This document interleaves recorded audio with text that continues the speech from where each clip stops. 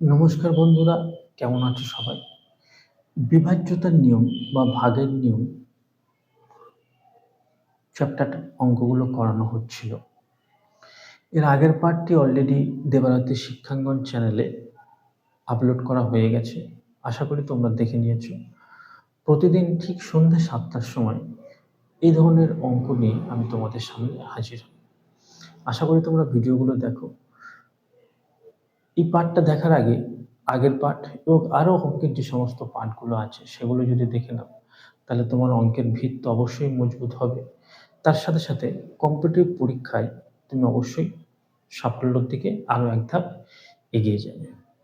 কম্পিটিশনে সফলতা একদিনে আসে না, একদিনে হয়ও না কিছু। তার জন্য নিরন্তর প্রচেষ্টা থাকা দরকার এবং প্রতিদিন অল্প অল্প করে প্র্যাকটিস করলে তুমি ধীরে ধীরে সাফল্যের দিকে এগিয়ে যেতে পারো।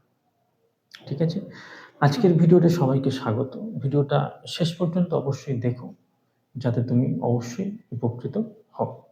চলো, এর আগের পার্টে আমরা 6 পর্যন্ত কোন সংখ্যা কিভাবে ভাগ করা যায় তার নিয়মকানুন সম্পর্কে আমরা জেনেছিলাম। আজ 7 থেকে শুরু করব। ধরা যাক একটা সংখ্যা 2, 3, 5, 4, 9, 7, 2। ধরা যাক এত বড় একটা সংখ্যা। এই সংখ্যাটা কি 7 দিয়ে ভাগ যাবে?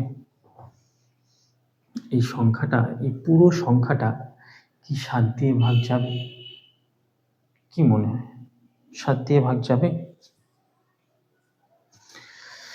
এই পুরো সংখ্যাটা কি 7 দিয়ে ভাগ যাবে? 7 দিয়ে ভাগের নিয়ম কি? নিয়মটা একটা প্রসেস তো, তুমি 7 বসে এইভাবে পুরো অঙ্কটা করে দেখতে হবে 7 দিয়ে ভাগ যাচ্ছে কিনা। আরো একটা প্রসেস কি আছে 7 দিয়ে, নিয়ম কি? ডান দিক থেকে, ভালো করে শুনবে বন্ধুরা, ডান দিক থেকে 3টে করে অঙ্ক নিয়ে, 3টে করে অঙ্ক নিয়ে একটা যে সিরিজ হলো, তাদের যোগফলের অন্তর্ফল বা যোগফলের বিয়োগফল যদি 7 দিয়ে ভাগ যায়, তাহলে এই পুরো সংখ্যাটি 7 দিয়ে ভাগ যায়। মানে বিষয়টা কি? ধরো 972, 972-এর সঙ্গে একটা ঘর ছেড়ে 2, 972 আর 2 কত হলো? 974। আর এই একটা 354। এদের অন্তর্ফল, যোগফলের অন্তর্ফল। 4 4 শূন্য, 7 থেকে 5 বাদ দিলে 2, 9 থেকে 3 বাদ গেলে 6। এই 620, এই সংখ্যাটা যদি 7 দিয়ে ভাগ যায়, তাহলে পুরো সংখ্যাটি 7 দিয়ে ভাগ যাবে। তাহলে 7 দিয়ে ভাগ যাবে না, তাই সংখ্যাটাও 7 দিয়ে ভাগ যাবে না। তাহলে কি বললাম 7 দিয়ে ভাগের নিয়ম কি? লিখে নাম ঝটপট। ডান দিক থেকে 3টে করে অঙ্ক ধরে যে একটা সিরিজ তৈরি হবে, তাদের জোড় এবং বিজোড় ঘরের অঙ্কগুলোর যোগফলের বিয়োগফল যদি 7 দিয়ে ভাগ যায়, তাহলে পুরো সংখ্যাটি 7 দিয়ে ভাগ যাবে। ঠিক আছে, 0 হতে পারে অথবা 7, 0 হবে অথবা 7 দিয়ে ভাগ যাবে, যেটা হোক হবে, তাহলে কিন্তু সেই অঙ্কটি পুরোটাই 7 দিয়ে ভাগ যাবে। ঠিক আছে, চলো পরেরটা দেখা যাক।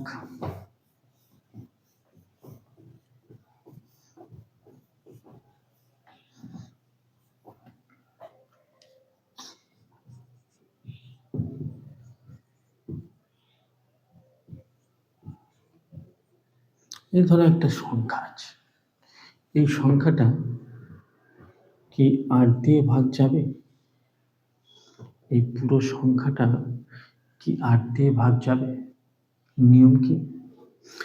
8 দিয়ে ভাগ যাওয়ার নিয়ম হচ্ছে যে কোনো সংখ্যার শেষ তিনটি ডিজিট দিয়ে যে সংখ্যাটা হবে, সেই সংখ্যাটা যদি 8 দিয়ে ভাগ যায়, মানে এই শেষ 3টে ডিজিট দিয়ে যে সংখ্যাটা হলো, সেটি যদি 8 দিয়ে ভাগ যায়, তাহলে পুরো সংখ্যাটি 8 দিয়ে ভাগ যাবে। কি বললাম বন্ধুরা? কোনো সংখ্যার শেষ 3টি অঙ্ক নিয়ে যে সংখ্যাটা হবে, সেটি যদি 8 দিয়ে ভাগ যায় তাহলে পুরো সংখ্যাটি 8 দিয়ে ভাগ চলে যাবে। 2 এর ক্ষেত্রে কি ছিল? শেষ 1 ডিজিট। 4 এর ক্ষেত্রে কি হলো? শেষ 2টো ডিজিট। আর 8 এর ক্ষেত্রে কি হলো? শেষ 3টে ডিজিট যদি 8 দিয়ে ভাগ যায় তাহলে পুরো সংখ্যাটি 8 দিয়ে ভাগ যাবে। ঠিক আছে, আশা করি লিখে নিয়েছো। তারপরেরটা দেখো,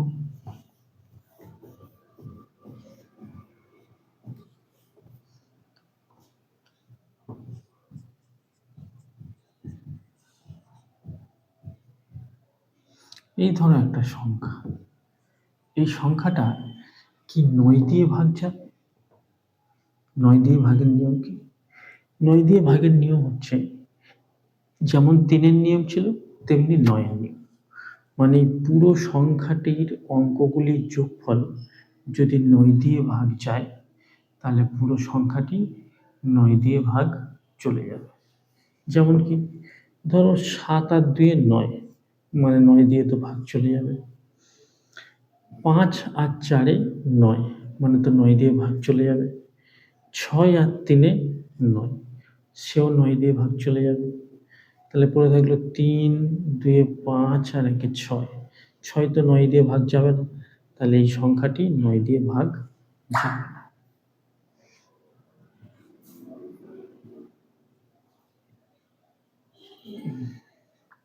এই বোঝা গেল তাহলে যে কোনো সংখ্যার সমস্ত অঙ্কগুলির যোগফল যদি 9 দিয়ে ভাগ যায় তাহলে পুরো সংখ্যাটি 9 দিয়ে ভাগ চলে যাবে। ঠিক আছে, বোঝা গিয়েছে? চলো পরেরটা।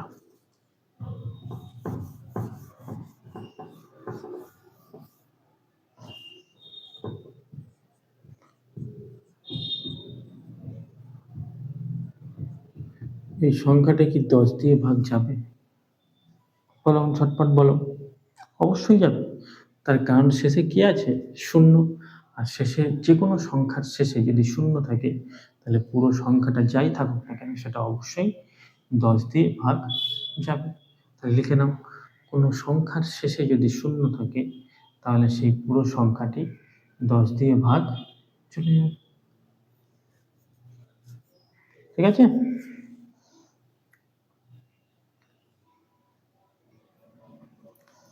নেক্সট। এরপর 11, এটা কিন্তু খুব ইম্পর্টেন্ট, দেখে নাও। 2, 3, 5, 4, 7, 8, 9, 3। এই ধরো একটা সংখ্যা, বলছে এই সংখ্যাটা কি 11 দিয়ে ভাগ যাবে? এই পুরো সংখ্যাটা কি 11 দিয়ে ভাগ যাবে? নিয়ম কি? 11 দিয়ে ভাগের নিয়ম হচ্ছে, ভালো করে দেখে না, 11 দিয়ে ভাগের নিয়ম পরীক্ষায় খুব পড়ে, ভালো করে দেখে। আমি কি করব, এই আর নেই, এই হচ্ছে